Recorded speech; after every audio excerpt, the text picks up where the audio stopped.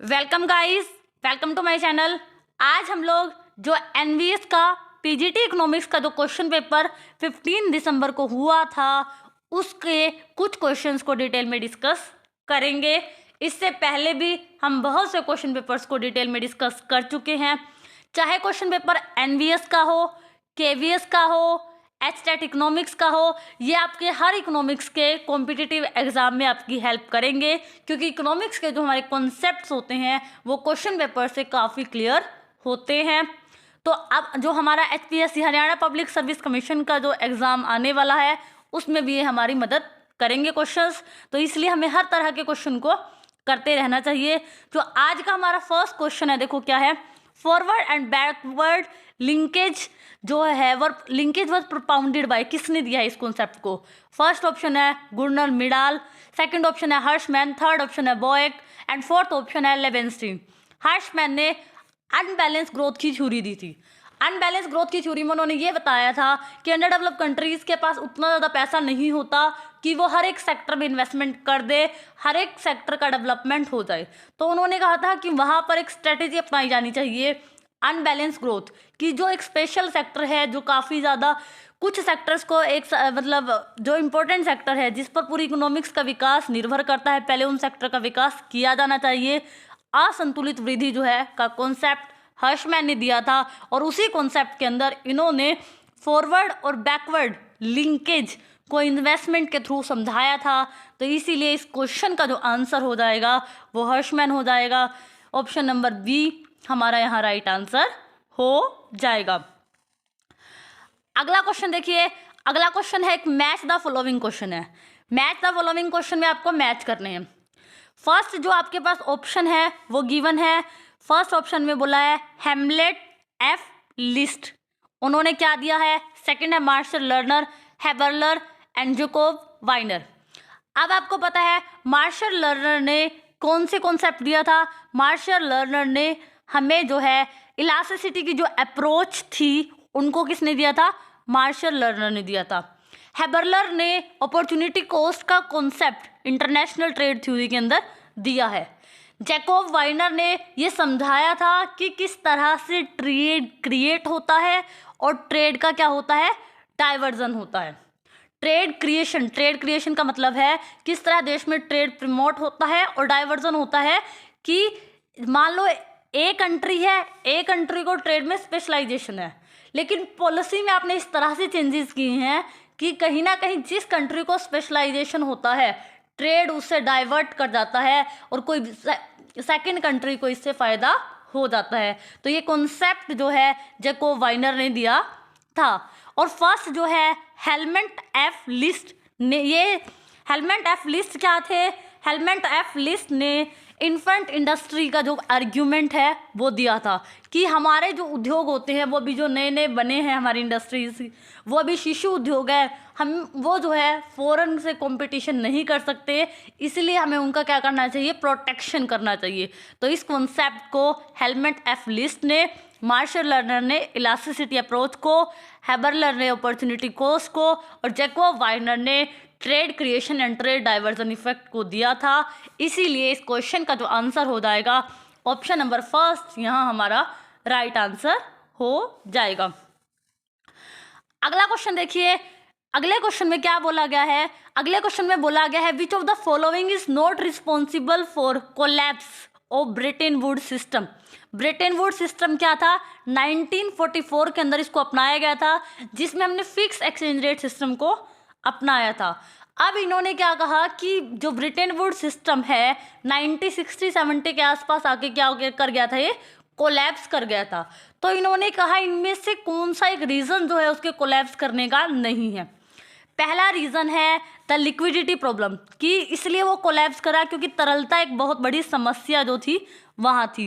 And अगला जो है मास्ट्रिस्ट जो ट्रीटी थी वो रीज़न था जिसकी वजह से ट्रीटी थी ये, क्या ये ट्रीटी एक रीज़न था कि हमारा ब्रिटेन वुड जो है वो कोलैप्स कर गया? या थर्ड ऑप्शन है attempt to some European bank to convert the part of their holding into gold, या फिर यूरोप के जो बैंक है वो क्या चाह रहे थे कि उनके पास जो भी पैसा है वो कन्वर्ट कर ले अपनी होल्डिंग्स को किस में? गोल्ड में। एंड फोर्थ ऑप्शन है the massive fight of liquid capital from US. जो बहुत ज़्यादा जो लिक्विड है, जो पैसा है, कैपिटल जो है वो क्या हो रहा था, यूएस से बाहर जा रहा था, या फिर हम कह सकते हैं तरलता की जो है विशाल उड़ान हो रही थी। तो ब्रिटेन वुड्स जो वो था, ये कोलैप्स इसलिए किया क्योंकि ये सब रीज़न, लिक्विडिटी प्रॉब्लम कि यूरोपीय बैंक ये चाहते थे कि उनकी होल्डिंग को गोल्ड में कन्वर्ट किया जाए, और कहीं ना कहीं लिक्विडिटी एक समस्या बन रही थी, यूएस से वो बाहर जा रही थी। तो ये सब रीज़न ब्रिटेन वुड्स जो सिस्टम है उसके थे। लेकिन ये जो ट्रीटी है वो एक रीज़न नहीं है ब्रिटेन वुड्स के कोलैप्स करने का। तो इसीलिए इस क्वेश्चन का जो आंसर है ऑप्शन नंबर सेकंड हो जाएगा। ये एक ट्रीटी थी जो कि 7 फरवरी 1992 में साइन की गई थी, और ये यूरोपियन यूनियन कंट्रीज ने आपस में साइन की थी अपने डेवलपमेंट को बढ़ावा देने के लिए, या कह सकते हैं एक सिंगल करेंसी सिस्टम को अप्लाई करने के लिए। तो ये यूरोपियन यूनियन, जब ईयू बना था ना, यूरोपियन यूनियन संघ, उसमें इस ट्रीटी को साइन किया गया था। और इस ट्रीटी में उन्होंने कोशिश की थी कि जो भी मेंबर कंट्री हैं वो किस तरह से अपने इकोनॉमिक डेवलपमेंट को प्रमोट करने के लिए सिंगल करेंसी सिस्टम जो है वो अप्लाई करेंगी। तो इस ट्रीटी का ब्रिटेन वुड्स सिस्टम जो है उससे कोई लेना देना नहीं था। तो इसीलिए इस क्वेश्चन का जो आंसर हो जाएगा ऑप्शन नंबर सेकंड इसका राइट आंसर हो जाएगा। अगला क्वेश्चन देखिए, अगले क्वेश्चन में है under the census method data are collected for each and every unit of population. ठीक है, कि सेंसेक्स के अंदर जो जनगणना होती है उसमें जो है जब डाटा को क्या किया जाता है, कलेक्ट किया जाता है। जो डाटा हम इकट्ठा करते हैं ना सेंसेक्स में, तो वो ये कहता है कि हर एक पॉपुलेशन की यूनिट जो है हमारी कंट्री में, यूनिवर्स में, हम उसका डाटा कलेक्ट करते हैं। सही बात है, जब सेंसेक्स हुआ था 2011, तो जो लोग आते हैं हमारे घर पे आते हैं, हमारे बारे में एक छोटी से छोटी इन्फॉर्मेशन को भी क्या करते हैं, कलेक्ट करते हैं। और जो कि which is completely set of item which are of interest of any particular situation. ये बात बिल्कुल सही है कि जो सेंसेक्स में डाटा कलेक्ट किया जाता है, हर एक पॉपुलेशन की हर एक यूनिट के बारे में डाटा को कलेक्ट किया जाता है, और पर्टिकुलर सिचुएशन से उसका लेना देना होता है। ठीक है, वो हमसे ये पूछते हैं आपके लोग घर में कितने लोग हैं, क्या कमाते हैं, क्या उनका वर्क है, तो सब हमारी एक हर एक पर्टिकुलर सिचुएशन को लेकर वो क्या करते हैं, डाटा को कलेक्ट करते हैं।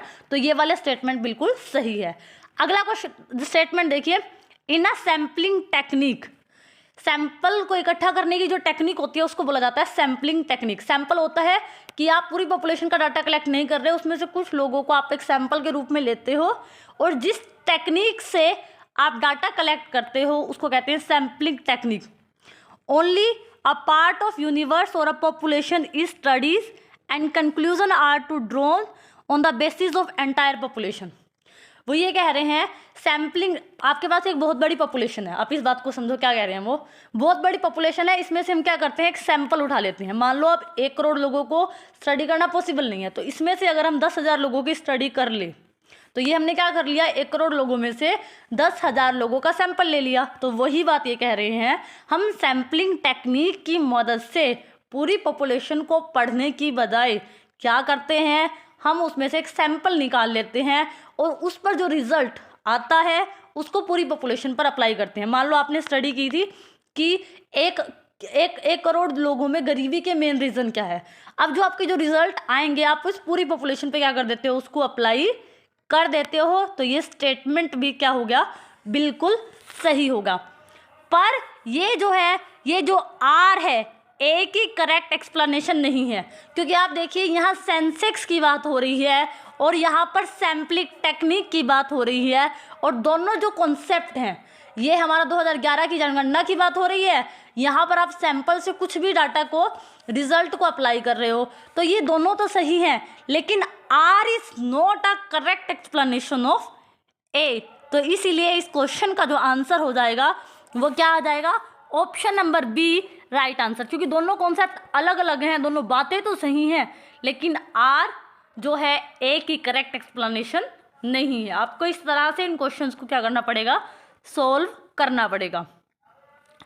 अगला क्वेश्चन देखिए, salaries and pension are paid by the government. वो कैपिटल एक्सपेंडिचर में से देती है सैलरी और पेंशन को, revenue expenditure, plan expenditure and development expenditure.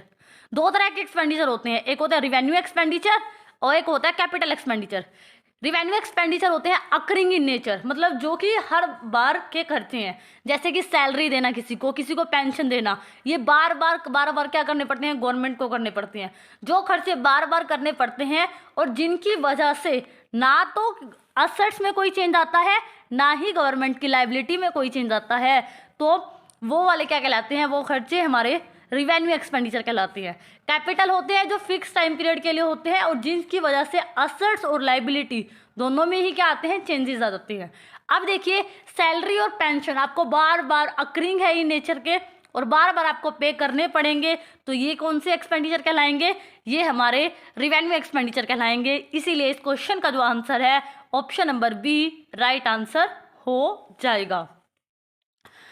अगला क्वेश्चन देखिए, अगले क्वेश्चन में क्या बोला गया है, the imposition of a import tariff by a large country.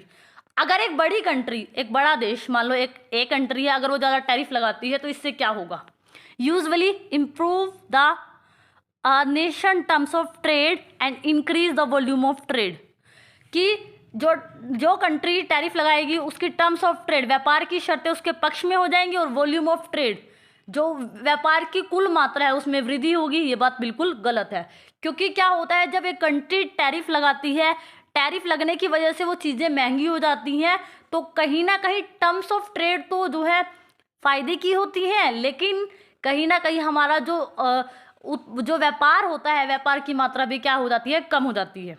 मान लो आप किसी भी कंट्री से कुछ कमोडिटी इंपोर्ट कर रहे थे, मान लो आप 1000 कमोडिटी इंपोर्ट कर रहे थे, लेकिन उस कंट्री ने क्या कर दिया, इस पर अब टैरिफ लगा दिया। टैरिफ लगने की वजह से, इंपोर्ट टैरिफ लगा दिया जाता है अगर किसी चीज़ पर इंपोर्ट कर रहे थे हम, तो फिर क्या होता है, लार्ज कंट्री ने क्या कर दिया, टैरिफ लगा दिया। टैरिफ लगने की वजह से एक तो महंगी हो जाती हैं और महंगी हो जाने की वजह से हम उनको परचेज नहीं करते, तो हमारे नेशन की क्या होती है, जो इम्प्रूव हो जाती हैं टर्म्स ऑफ ट्रेड, क्योंकि कोई भी कंट्री चाहता है ना कि दूसरे देश में हम इंपोर्ट ना करें, तो यूजुअली क्या होता है, टैरिफ लगने की वजह से नेशन की टर्म्स ऑफ ट्रेड फायदे में हो जाती है, but reduce the volume of trade, लेकिन जो व्यापार की मात्रा होती है वो घट जाती है। अब 1000 जो कमोडिटी थी टैरिफ लगने की वजह से, मान लो हम उनको अब इंपोर्ट नहीं करते, तो इसकी वजह से, इंपोर्ट ना करने की वजह से उस देश की व्यापार की शर्तें तो सुधरेंगी, लेकिन जितना हम व्यापार कर रहे थे व्यापार की मात्रा भी क्या हो जाएगी, कम हो जाएगी। अगर एक बड़ी कंट्री टैरिफ लगाती है तो ऑप्शन नंबर 4 हमारा राइट आंसर हो जाएगा। अगला क्वेश्चन देखिए, अगला क्वेश्चन भी हमारा असेशन रीजन का क्वेश्चन है। आप ये देखिए जो एनवीएस का जो क्वेश्चन पेपर है ना, ये कहीं ना कहीं जो यूजीसी नेट का जो इकोनॉमिक्स का जो एग्जाम आता है ना, उसी पैटर्न पर जो है क्वेश्चंस को डिज़ाइन किया गया है। काफ़ी ज़्यादा क्वेश्चन असेशन रीजन के पूछे गए हैं। आप देखिए क्वेश्चन में क्या बोला है, effective demand can be increase by equitable distribution of wealth. ये बात बिल्कुल सही है कि अगर आपको डिमांड को इंक्रीज करना है, इफेक्टिव डिमांड को, तो आप क्या करो, इनकम का सही से डिस्ट्रीब्यूशन करो। ऐसा नहीं हो कि 5% लोगों के पास 95% इनकम है और उसके बाद जो 95% लोग बचे उनके पास 5% इनकम है। अगर आप इक्वली डिस्ट्रीब्यूट करोगे पैसों को, तो कहीं ना कहीं सब लोगों के पास पैसा पहुंचेगा और वो भी क्या करेंगे, डिमांड करेंगे। तो ये कॉन्सेप्ट भी बिल्कुल सही है। अब आगे अगला पॉइंट पढ़िए, effective demand for investment is more complex. लेकिन आपको निवेश की मांग जो होती है वो बहुत ज़्यादा डिफ़िकल्ट होती है, कॉम्प्लेक्स होती है, उसकी संरचना काफ़ी डिफ़िकल्ट होना। एंड मोर अनस्टेबल, निवेश की मांग जो होती है वो क्या होती है, अस्थिर भी होती है then effective demand for consumption. वो ये कह रहा है इफेक्टिव डिमांड, जो निवेश की जो इफेक्टिव डिमांड है, मांग, निवेश की मांग को बढ़ाना वो थोड़ा काफ़ी मुश्किल है और अनस्टेबल है, असंतुलित है। पर effective demand for consumption, effective demand consumption की बढ़ाना फिर भी आसान है, लेकिन इन्वेस्टमेंट की बढ़ाना मुश्किल भी है और असंतुलित भी है। ये बात बिल्कुल सही है, क्योंकि आप देखो जब इन्वेस्टमेंट की इफेक्टिव डिमांड होती है तो उस पर पॉलिसी का इम्पैक्ट पड़ता है, जो इन्वेस्टर है उसका क्या पॉइंट ऑफ व्यू है, वो कितना प्रॉफिट कमाना चाहता है। तो ये एक कॉम्प्लेक्स स्ट्रक्चर है। कोई भी इन्वेस्टमेंट करता है वो बहुत बहुत ज़्यादा डेप्थ में रिसर्च होती है, फिर वो उसके स्ट्रक्चर को समझता है। तो effective demand for investment is more complex and more unstable. ये बात बिल्कुल सही है। लेकिन क्या है, अगर आपको इफेक्टिव डिमांड फॉर कंजप्शन बढ़ाना है तो आप अगर इक्विटेबल डिस्ट्रीब्यूशन भी कर दोगे तब भी इजीली बढ़ जाएगी। अब क्या है, इस क्वेश्चन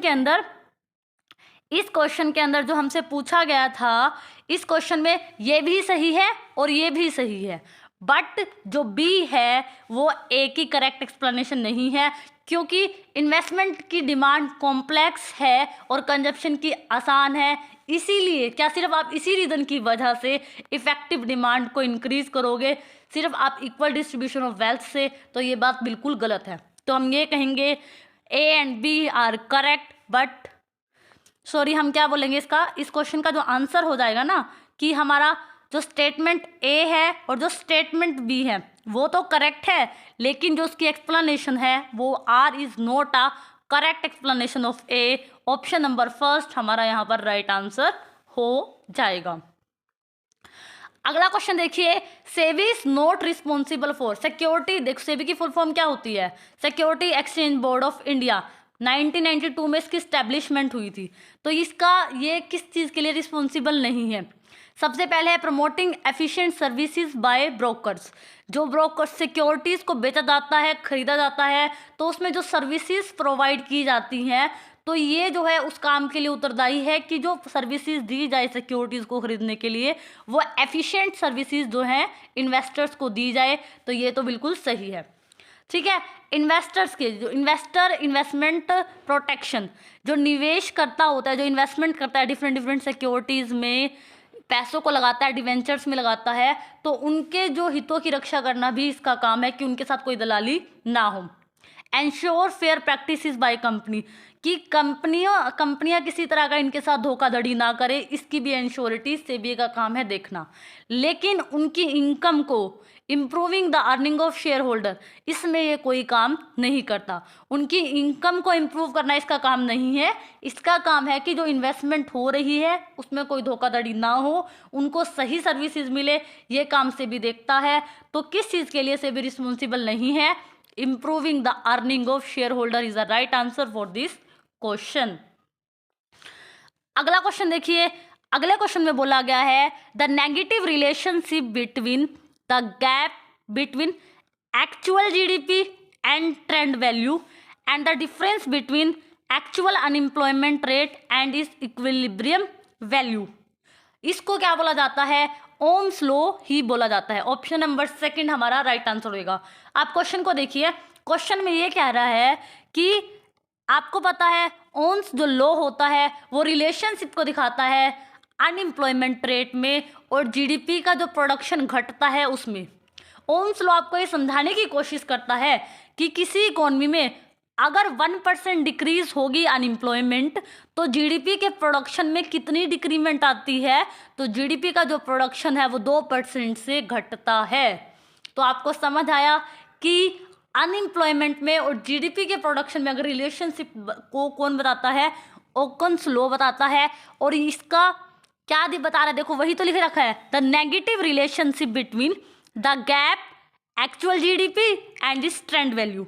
ऐसे एक्चुअल जीडीपी वाई, इसकी ट्रेंड वैल्यू होगी वाई स्टार अपॉन वाई, और ये किसके इक्वल होता है? ये बी जो होता है ये हमारा ओम्स लॉ का कोफिशिएंट होता है, यहाँ माइनस का निशान होता है। और फिर आगे पढ़िए, the difference between actual unemployment and it's equilibrium value. Actual employment you हो गई एंड इस इक्विलिब्रियम जो है वो यू स्टार हो गई। तो ये वाला जो हमारा फॉर्मूला है ये किसका है? ये हमारा ओम्स लॉ का है। ओम्स लॉ ही नेगेटिव रिलेशनशिप दिखाता है अनएम्प्लॉयमेंट एंड जीडीपी के जो प्रोडक्शन की जो डिक्रीमेंट होती है उसके अंदर। तो इसीलिए इस क्वेश्चन का answer option number second right answer हो जाएगा। अगला क्वेश्चन देखिए, अगले क्वेश्चन में क्या बोला है? इंडिफरेंस कर्व के बारे में कौन कौन सी स्टेटमेंट सही है? पहली बात बोला है indifference curve slope downward from left to right. ये बात बिल्कुल सही है कि इंडिफरेंस कर्व डाउनवर्ड स्लोपिंग होता है और लेफ्ट से राइट की तरफ होता है। अगली स्टेटमेंट में देखिए क्या बोला है? Indifference curve slope downward from right to left नहीं होता, लेफ्ट टू राइट होता है। अगली स्टेटमेंट देखिए, indifference curve are always convex to the point of origin. Convex होता है पॉइंट ऑफ ओरिजिन से, ये बात बिल्कुल सही है। ठीक है, और इंडिफरेंस कर्व कभी भी एक दूसरे को इंटरसेक्ट नहीं करते, ये बात बिल्कुल सही है। तो option number A, C, D जिस भी ऑप्शन में ठीक है वो आपका राइट आंसर हो जाएगा। ऑप्शन नंबर थर्ड यहाँ पर हमारा राइट आंसर हो जाएगा। अगला क्वेश्चन देखिए, the most popular definition of sustainable development. सबसे जो मोस्ट पॉपुलर डेफिनेशन है किसने दी है सस्टेनेबल डेवलपमेंट की, वो हम कहेंगे ये हमारा ब्रुटलैंड कमीशन ने दी है। 1987 में दी गई थी और उनकी एक रिपोर्ट आई थी आवर कॉमन फ्यूचर, उसके अंदर इन्होंने सस्टेनेबल डेवलपमेंट का क्या दिया था, कॉन्सेप्ट दिया था। तो इसीलिए इस क्वेश्चन का आंसर कि सबसे most popular definition sustainable development की वो हमारे ऑप्शन नंबर 4 में करेक्ट बैठती है। ऑप्शन नंबर 4 यहाँ पर हमारा राइट आंसर हो जाएगा। अब अगला क्वेश्चन देखिए, अगला क्वेश्चन भी क्या है, असेशन रीजन का क्वेश्चन है। अगले क्वेश्चन में क्या बोला गया है, अगले क्वेश्चन में हमसे पूछा गया है कि the process of adjusting a series of a salary और wages or income according to the current prices changes to find out the level of real salary, wages or income is called deflating of index number। वो कहा, ये क्या कह रहे हैं कि उस प्रोसेस को कि process of adjusting a series of salary और वेजेस और income according to the current prices, कि जब हम क्या कर रहे हैं सैलरी को, वेजेस को और इनकम को किसके हिसाब से चेंज कर रहे हैं, उसके अंदर करंट प्राइस में जो चेंज हो रहा है उस अकॉर्डिंग उसको आप क्या कर रहे हो, एडजस्टिंग कर रहे हो। और आप करंट प्राइस में जो चेंज हो रहा है उस अकॉर्डिंग सैलरी, वेजेस और इनकम को एडजस्ट कर रहे हो। और आप क्या फाइंड आउट करना चाहते हो, the level of real salary, कि आज की करंट प्राइस के हिसाब से रियल सैलरी क्या है, वेज क्या है, इनकम क्या है। इसको डिफ्लेटिंग ऑफ इंडेक्स नंबर बोलते हैं। हाँ, इसी कॉन्सेप्ट को हम डिफ्लेटिंग ऑफ इंडेक्स नंबर बोलते हैं कि हम किस तरीके से सैलरी, वेज, इनकम को करंट प्राइस के हिसाब से एडजस्ट करते हैं। तो ये स्टेटमेंट बिल्कुल हमारी करेक्ट हो गई।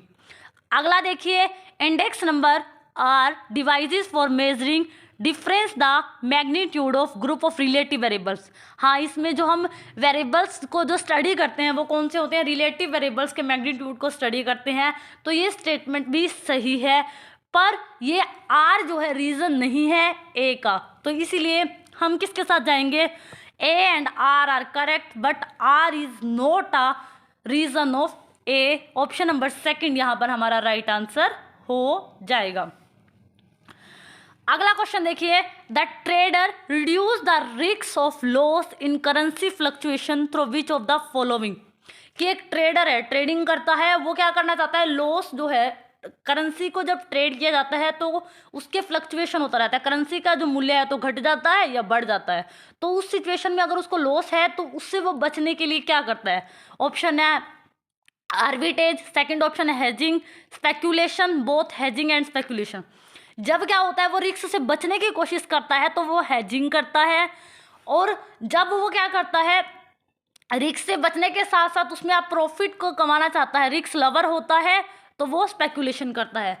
तो यहाँ पर देखिए इस क्वेश्चन में क्या बोला है, वो रिस्क से बचने की कोशिश करता है, तो यहाँ पर जो हमारा आंसर हो जाएगा वो हेजिंग हो जाएगा। तो वो हेजिंग ट्रेडिंग करता है, तो इसलिए ऑप्शन नंबर सेकंड यहाँ पर हमारा राइट आंसर हो जाएगा। अगला क्वेश्चन देखिए, अगले क्वेश्चन में क्या बोला गया है, the value of foreign trade multiplier. हमें क्या पूछी है, value of foreign trade multiplier कब हाई होगी, जब marginal propensity to save high है। फर्स्ट ऑप्शन में बोला है अगर आपकी एमपीएस ज़्यादा है तब आपकी जो फॉरेन ट्रेड मल्टीप्लायर है उसकी वैल्यू ज़्यादा होगी। पहले आप क्या लिखो, फॉरेन ट्रेड मल्टीप्लायर का फॉर्मूला लिखो।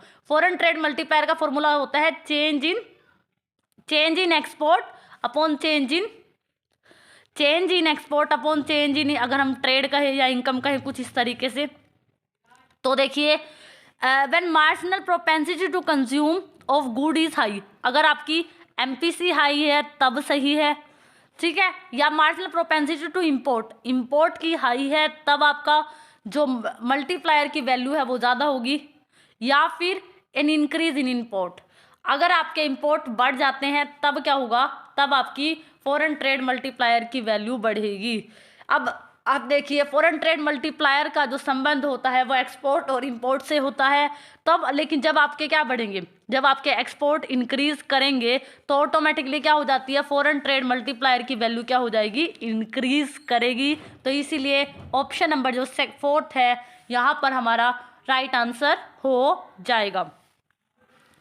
अगला क्वेश्चन देखिए, अगले क्वेश्चन में बोला गया है according to the Milton Friedman theory of permanent component of consumption expenditure depend upon, कि मिल्टन फ्रीडमैन ने जो परमानेंट इनकम की जो थ्योरी दी है उसके अकॉर्डिंग एक्सपेंडिचर जो है वो डिपेंड करता है, किस पर डिपेंड करता है, consumption expenditure, only transitory income, transitory and permanent income alone, windfall green. ठीक है, उनका मानना था कि लॉन्ग टर्म के अंदर जो एक पर्सन का जो कंजप्शन होता है वो सिर्फ ट्रांसटरी परमानेंट इनकम पर ही डिपेंड करता है। ट्रांसटरी इनकम होती है कि शॉर्ट रन में आपको प्रॉफिट भी हो सकता है और लॉस भी हो सकता है, तो आपका कंजप्शन सिर्फ डिपेंड करेगा, तो आपकी परमानेंट जो इनकम है, जो आपकी एक स्थायी आय है, उसी पर निर्भर करेगा। तो इसीलिए मिल्टन फ्रीडमैन के अकॉर्डिंग जो हमारा कंजप्शन एक्सपेंडिचर है वो परमानेंट इनकम अलोन पर डिपेंड करेगा। तो इस क्वेश्चन का जो आंसर हो जाएगा ऑप्शन नंबर 4 हमारा यहाँ राइट आंसर हो जाएगा। अगला क्वेश्चन देखिए, select the pair of economist who give the canon of taxation and public expenditure. Canon of taxation किसने दिया है और पब्लिक एक्सपेंडिचर किसने दिया है। अब देखिए जो कैनन्स ऑफ टैक्सेशन है वो किस इकोनॉमिस्ट ने दिया है। कैनन होता है कि सार्वजनिक जो कर के जो सिद्धांत है, कैनन सिद्ध, उनको दिया है एडम स्मिथ ने, और पब्लिक एक्सपेंडिचर के जो कैनन्स हैं उनको किसने दिया है, फिनले शिराज ने। ठीक है, कैनन्स ऑफ टैक्सेशन किसने दिए हैं, एडम स्मिथ ने दिए थे, और पब्लिक एक्सपेंडिचर के जो कैनन्स हैं वो किसने दिए थे, फिनले शिराज ने दिए थे। इसीलिए option number 3 Adam Smith and Findlay Shirras is the right answer for this question. अगला क्वेश्चन देखिए, अगले क्वेश्चन में क्या बोला गया है, returns to a scale refers to change in output when. Returns to scale का कॉन्सेप्ट है, उसमें पूछा गया है कि आउटपुट में चेंज कब होता है।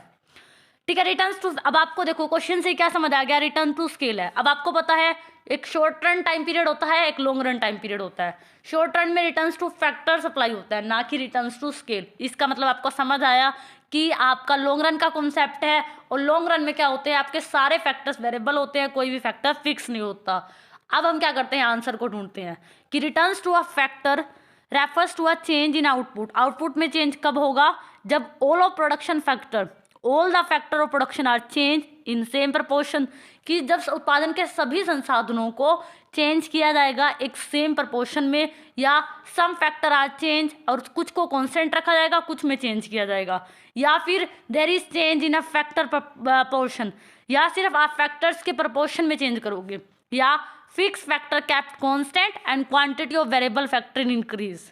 आप सिर्फ फिक्स फैक्टर को कांस्टेंट रखोगे, बाकी जो आप वेरिएबल फैक्टर है उसकी क्वांटिटी को इंक्रीज करोगे या डिक्रीज करोगे, इस तरह का चेंज लेके आओगे। अब आपने देखा ये लॉन्ग रन का कॉन्सेप्ट है, और लॉन्ग रन के अंदर क्या होता है, आप सभी फैक्टर्स को चेंज कर सकते हो। तो हम ऑप्शन नंबर ए के साथ जाएंगे। ऑप्शन नंबर ए देखिए क्या कह रहा है, all factor of production are change in same proportion, हम कर सकते हैं। तो ये आपका रिटर्न टू स्केल को दिखाएगा। तो इसीलिए ऑप्शन नंबर 1 हमारा इसका राइट आंसर हो जाएगा। अगला क्वेश्चन है, who has become the first women first African director general of WTO, world trade organisation की फर्स्ट पूछी है, डायरेक्टर जनरल पूछी है 2021 के अकॉर्डिंग। वो कौन है, ऑप्शन हमें दिए गए हैं। ऑप्शंस के अकॉर्डिंग 2021 में किसको जो है WTO की जनरल डायरेक्टर बनाया गया था। तो ऑप्शन नंबर जो 3 है, न्योजी ओकोजो इवेला।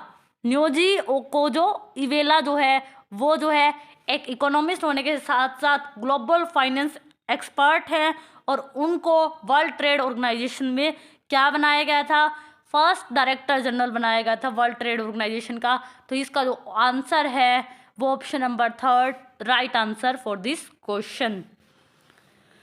अगला क्वेश्चन देखिए, which of the following statement are true about financial sector reform. Finance होता है पैसे से संबंधित जो रिफॉर्म किए गए, उसके बारे में कौन सी स्टेटमेंट सही है।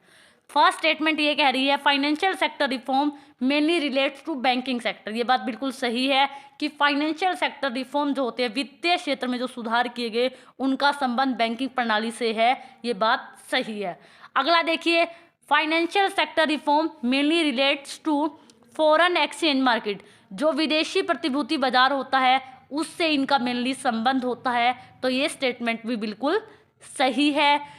अब आप देखिए, ये दो स्टेटमेंट तो आपकी सही है, लेकिन फाइनेंशियल सेक्टर रिफॉर्म वो अर्बनाइजेशन से रिलेट करता है, ये नहीं है। फाइनेंशियल सेक्टर रिफॉर्म एग्रीकल्चर से रिलेट करता है, ये भी गलत है। तो ऑप्शन नंबर ए और ऑप्शन नंबर बी यहाँ पर करेक्ट होगा। ऑप्शन नंबर फर्स्ट हमारा राइट आंसर हो जाएगा। अगला क्वेश्चन देखिए, 379 क्वेश्चन के अंदर तो सिर्फ आपसे मार्शल एजवर्थ इंडेक्स का जो है फॉर्मूला पूछा गया है। तो मार्शल एजवर्थ का जो फॉर्मूला है, ऑप्शन नंबर फर्स्ट के अंदर ये बोल रहे, summation of price of P1 upon summation of price of P0 quantity of Q0 plus Q1 quantity of Q0 plus Q1 into 100। ये फॉर्मूला दिया गया है, यही हमारा राइट आंसर है। तो इसीलिए ऑप्शन नंबर फर्स्ट यहाँ पर मार्शल एजवर्थ इंडेक्स का फॉर्मूला है। अगला क्वेश्चन देखिए, अब फिर आपसे लॉ ऑफ प्रोडक्शन में से क्वेश्चन पूछा गया है। Law of variable proportional refers to amount of extra output secured by. वो ये कह रहा है कि लॉ ऑफ वेरिएबल जो प्रोपोर्शन है उसमें ये कहा जाता है कि अगर आपको एक्स्ट्रा आउटपुट बनाना है तो आप किससे बनाओगे, कैसे आप उसको सिक्योर करोगे। अब आपको फिर वही चीज़ समझनी है कि दो ही कॉन्सेप्ट होते हैं, एक शॉर्ट रन का, एक लॉन्ग रन का। शॉर्ट रन के अंदर सारे के सारे फैक्टर फिक्स थे, तो वहाँ पर law of variable proportion use किया जाता था। और वहाँ पर क्या करते थे, हम जो फिक्स फैक्टर को कांस्टेंट रखते थे और जो वेरिएबल फैक्टर लेबल होता था उसमें चेंज करके आउटपुट को कितना भी बढ़ा सकते थे और घटा सकते थे। अब देखिए किस ऑप्शन में इस बात के बारे में बोला गया है। फर्स्ट ऑप्शन देखिए क्या बोला है, increasing quantity of variable factor to other fix factor. उन्होंने कहा है परिवर्तनशील साधन की मात्रा में वृद्धि की जाए परंतु दूसरे साधन जो है स्थिर रहे। ये बात वैसे देखा जाए तो सही बोली गई है। पहले हम सारे ऑप्शंस को चेक करते हैं। Increasing quantity of both fix factor and variable factor नहीं, ये तो लॉ ऑफ रिटर्न्स हो जाएगा। उसके बाद increasing quantity of fix factor keeping variable factor constant, कि आपको फिक्स फैक्टर की क्वांटिटी को इंक्रीज करना है और वेरिएबल को कांस्टेंट रखना है, तो ये बात तो गलत है। अब देखिए changing the scale of plant, आपको प्लांट के स्केल को चेंज करना है, तो ये बात गलत है। जो फर्स्ट स्टेटमेंट है वो बात बिल्कुल सही है कि आपको इंक्रीज करनी है क्वांटिटी किसकी, वेरिएबल फैक्टर की। हमारा इसमें क्या कौन सा फैक्टर वेरिएबल होता था, लेबर और कैपिटल में से कैपिटल को हम फिक्स रखते थे, लेबर की क्वांटिटी को इंक्रीज कर कर प्रोडक्शन को इंक्रीज किया जाता था शॉर्ट रन के अंदर। तो इसीलिए ऑप्शन नंबर फर्स्ट यहाँ पर हमारा राइट आंसर हो जाएगा। अगला क्वेश्चन देखिए, अगले क्वेश्चन में क्या बोला है, financial inclusion is desirable to help the weaker section of the society in a country. Financial inclusion होता है, फाइनेंशियल इंक्लूजन करने से, इंक्लूजन होता है कि आप हर चीज़ पर फोकस कर रहे हो, तो इससे कहते हैं कि फाइनेंशियल इंक्लूजन करने से देश के कमज़ोर वर्ग की जो सहायता है वो होगी। ये बात बिल्कुल सही है। इंक्लूजन मतलब आप हर एक फाइनेंस में पैसे के संबंध में वीकर सेक्शन को ऊपर उठाने के लिए वित्त की जो है व्यवस्था कर रही हो हर तरीके से, तो ये बात बिल्कुल सही है। अगला देखिए, investment activity need to be promoted, कि जो इन्वेस्टमेंट एक्टिविटी है उनको प्रमोट करने के लिए अगर आप उनको प्रमोट करोगे तो आपका डेवलपमेंट भी प्रमोट होगा। तो ये स्टेटमेंट भी देखो बिल्कुल सही दी गई है। क्या बोला है क्वेश्चन में बोला है कि अगर investment activity need to be promoted and to facilitate and access the development benefit to basis, कि अगर इन्वेस्टमेंट एक्टिविटी क्या होगी, उनको प्रमोट किया जाएगा तो फिर क्या होगा, तो जो डेवलपमेंट होगा ना, फिर उस डेवलपमेंट के बेनिफिट को सभी तक पहुंचाया जाएगा। तो ये स्टेटमेंट भी बिल्कुल सही है और ये स्टेटमेंट भी बिल्कुल सही बोली गई है। तो हम ये कहेंगे यहाँ पर A and B are correct and B is the correct explanation of A. ये एक्सप्लेनेशन भी बिल्कुल सही है कि फाइनेंशियल इंक्लूजन हो जाएगा तो जो सोसाइटी के जो लोअर सेक्शन है उनका फ़ायदा होगा।